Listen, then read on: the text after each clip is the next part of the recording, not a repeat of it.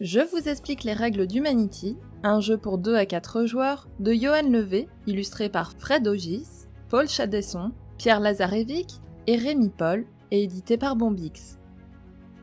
Humanity est un jeu d'anticipation, parce que ce que vous allez y vivre pourrait réellement se dérouler dans une 50aine d'années, mais aussi parce qu'il vous sera primordial de prévoir vos actions à l'avance. Dans ce jeu, vous intégrerez une équipe d'astronautes qui dispose de 3 ans pour développer une base sur Titan en déployant des modules de production, de recherche et d'essais. Réalisez également des expériences scientifiques pour avancer sur la piste de recherche, remplissez les missions qui vous sont assignées et tentez de remporter la partie. Placez le plateau principal au centre de la table, le bras articulé sur le hangar possédant la marque rouge. Chaque joueur ou joueuse choisit un astronaute et prend tous les éléments à sa couleur. L'aide de jeu, les 4 tuiles modules de départ, les 3 tuiles obstacles, les marqueurs de recherche et de score, les 6 pions force de travail et les 3 figurines astronautes. Insérez le pion force de travail face 2 visible à l'emplacement prévu dans le socle de vos astronautes.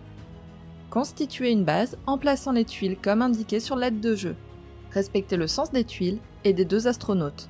Le 3e est mis de côté pour l'instant. Disposez le plateau secondaire, les pions sciences et les points de victoire à proximité. Placez vos marqueurs de recherche et de score au début des pistes correspondantes. Séparez les tuiles mission en 3 piles, A, B et C, et mélangez chaque paquet séparément.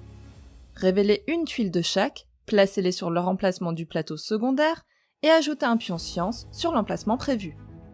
Les autres tuiles ne seront pas utilisées durant la partie et peuvent être rangées dans la boîte. La personne qui commence est désignée aléatoirement et elle prend l'écusson Humanity. Placez toutes et tous votre 3e astronaute autour du plateau principal de cette manière, selon le nombre de joueurs et l'ordre du tour. Triez les 45 tuiles modules en 3 piles selon les années 1, 2 et 3. Mélangez-les séparément, puis placez les faces cachées sur la table. Dans la pile de l'année 1, piochez 7 modules que vous placez face visible sur les hangars du plateau. Triez et mélangez les tuiles expériences scientifiques de la même manière. Placez 7 expériences de l'année 1 face visible sur les emplacements du plateau. Les expériences non utilisées sont rangées dans la boîte et les 2 piles des années 2 et 3 sont mises sur le côté face cachée. Triez les 5 tuiles modules de communication supplémentaires par année et placez-les sur le côté. Une partie d'Humanity se déroule en 3 années, 3 manches, chacune composée de plusieurs tours de jeu. À votre tour, utilisez un astronaute pour effectuer une action, puis c'est à la personne à votre gauche de jouer, et ainsi de suite. Quand plus personne ne peut utiliser d'astronaute, le plateau est réinitialisé, et un nouveau tour de jeu peut commencer. Quand il n'y a plus assez de tuiles de l'année en cours pour réinitialiser le plateau, on passe à l'année suivante. À la fin de la 3e, on procède au décompte final. À votre tour, vous pouvez effectuer l'une des 3 actions suivantes. Travailler dans la base, déployer un module ou réaliser une expérience. Pour travailler dans la base, choisissez un astronaute actif, c'est-à-dire présent dans votre base et tourné face à vous, puis utilisez ses points de force de travail pour activer une ou plusieurs tuiles de votre base.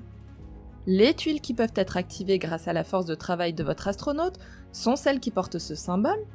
Il en existe 2 types, les modules et les obstacles. Les modules qui affichent une fois cette icône nécessitent un point de force de travail pour être activés, alors que ceux qui en affichent 2 vous font dépenser 2 points de force de travail de votre astronaute. Les modules que vous activez produisent des ressources qui sont stockées en attendant d'être dépensées. Il peut s'agir de ressources de base, comme la glace, le méthane ou les insectes. Il peut aussi s'agir de ressources avancées, comme l'oxygène, l'air carbone ou la préparation protéinée. Chaque fois que vous activez un module, tournez-le d'un quart de tour dans le sens horaire pour gagner la ressource en question. Votre stock disponible est indiqué en bas de la tuile face à vous. Lorsque votre stock d'une ressource a atteint son maximum, vous ne pouvez plus activer la tuile tant que vous n'avez pas dépensé ces ressources. Attention, lorsque vous activez un module de production qui porte le symbole temps, son effet est appliqué immédiatement. Ne tournez pas la tuile.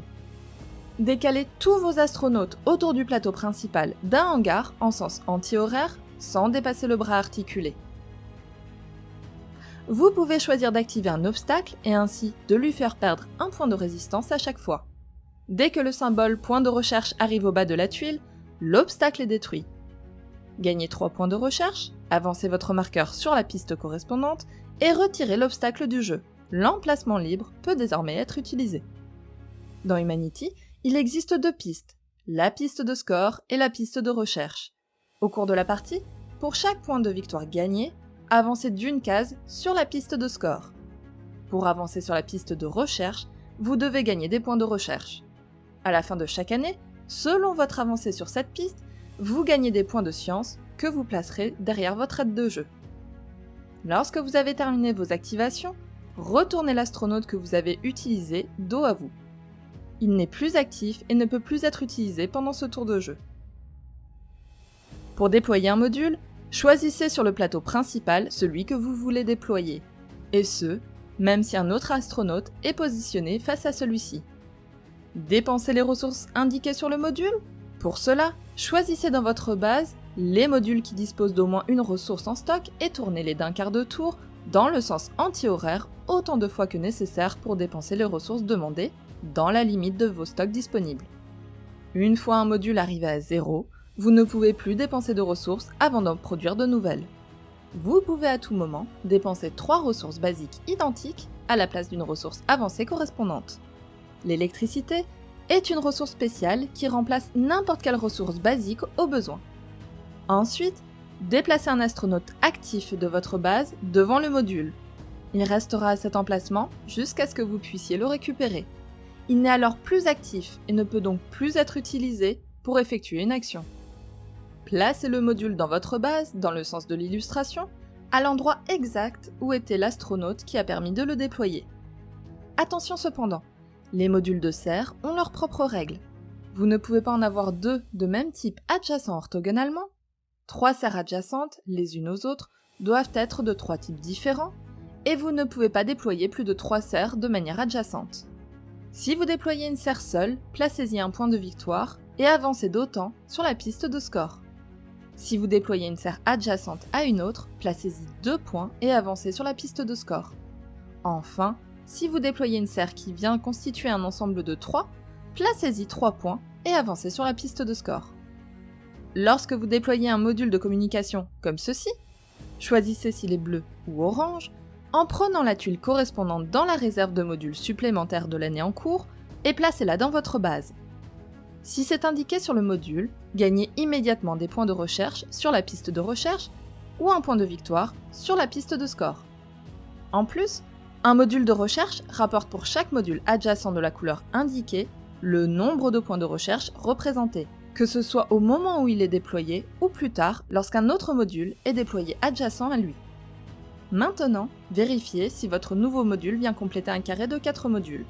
Si tel est le cas, vous gagnez immédiatement un pion point de victoire que vous placez à l'intersection des 4 modules et vous avancez d'1 case sur la piste de score. Vérifiez également le nombre de couleurs qui composent le carré que vous venez de terminer. S'il est composé d'une ou de 2 couleurs de modules, vous augmentez d'1 point la force de travail de n'importe lequel de vos astronautes, qu'ils soient dans la base ou autour du plateau principal, actifs ou non. Si vous devez améliorer vos astronautes de plusieurs points de force de travail parce que vous avez terminé plusieurs carrés en même temps, répartissez-les comme vous le souhaitez entre vos astronautes. Vous avez vu comment travailler dans la base et déployer un module, mais il vous est également possible de réaliser une expérience qui peut vous rapporter des points de victoire au moment où vous la validez. Pour en gagner un maximum, vous devez essayer de former des groupes de 3 expériences de types différents. Vous pouvez constituer un groupe d'expériences dans l'ordre de votre choix et vous pouvez aussi commencer plusieurs groupes en même temps. Commencez par choisir une expérience sur le plateau principal, même si un autre astronaute est positionné en face de celle-ci. Dépensez les ressources indiquées sur l'expérience en les prenant de votre base tel que décrit précédemment et déplacez un astronaute actif de votre base devant l'expérience choisie.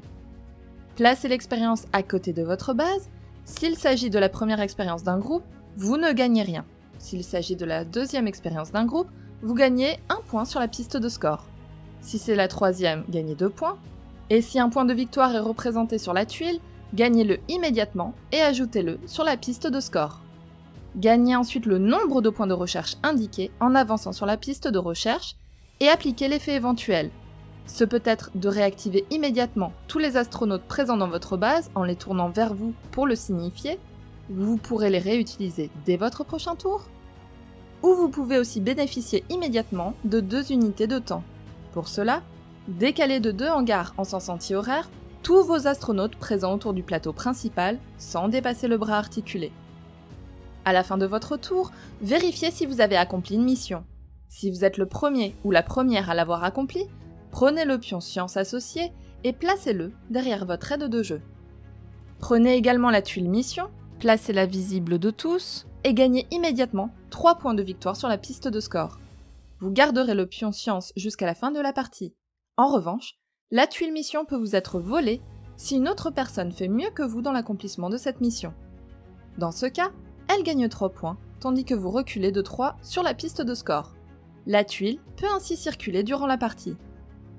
Lorsque vous avez terminé votre action et vérifié vos missions, c'est à la personne à votre gauche de jouer, et ainsi de suite. Lorsque vous n'avez plus d'astronautes actifs dans votre base, passez votre tour. Lorsque plus personne n'a d'astronautes actifs, le tour de jeu est terminé et vous passez à la réinitialisation du plateau pour un nouveau tour de jeu. Le pion écusson est alors donné à la personne suivante en sens horaire. Si les 2 premiers modules placés sous les croix blanches n'ont pas été déployés, ils sont retirés du jeu. Décalez en sens horaire les modules restants autour du plateau principal, sans laisser de hangars vides entre eux, puis tournez le bras articulé dans le même sens, jusqu'à le placer sur le dernier hangar vide. Tous les astronautes dépassés par le bras articulé sont aussitôt restitués à leur propriétaire. Les astronautes en face du bras articulé, ainsi que tous ceux qui n'ont pas été dépassés, restent bloqués autour du plateau principal. Remplissez les hangars vides, dans le sens horaire, avec de nouveaux modules de l'année en cours. La roue des expériences, elle, reste en l'état jusqu'à la fin de l'année. Si vous ne parvenez pas à remplir tous les hangars de modules car la pioche est épuisée, la fin d'année est déclenchée. Sinon, replacez dans votre base les astronautes que vous avez récupérés. Un astronaute doit être placé face à vous, adjacent orthogonalement à au moins un module. Tous vos astronautes sont rendus actifs et un nouveau tour de jeu peut commencer. Si la fin de l'année est déclenchée, gagnez autant de pions science que le plus grand palier que vous avez atteint sur la piste de recherche, puis autant que le nombre de marqueurs de recherche derrière vous sur la piste de recherche. Lors d'une partie à 2, celui ou celle qui est en tête gagne 2 pions science. Placez-les derrière votre aide de jeu et replacez votre marqueur de recherche au début de la piste. Retirez toutes les expériences du plateau principal et remplacez-les par 7 expériences de la nouvelle année. Complétez le remplissage des hangars avec des modules de la nouvelle année. Les modules de l'année précédente restent autour du plateau principal. Replacez dans votre base les astronautes que vous avez récupérés. Un astronaute doit toujours être placé actif et adjacent orthogonalement à au moins un module. Tous vos astronautes sont rendus actifs et un nouveau tour de jeu peut commencer. À l'issue de la 3e année, la partie est terminée. Résolvez le décompte de la piste de recherche, puis gagnez 1 point de victoire sur la piste de score pour chaque pion science que vous avez derrière votre aide de jeu. Gagnez 1 point de victoire pour chaque groupe de 5 ressources, basiques ou avancées, restant en stock dans votre base. Celui ou celle qui est en tête sur la piste de score remporte la partie. En cas d'égalité, celui ou celle qui possède le plus d'électricité l'emporte. En cas de nouvelle égalité, comparez ces valeurs dans l'ordre, le nombre de ressources avancées, puis le nombre de ressources basiques. Bonne partie!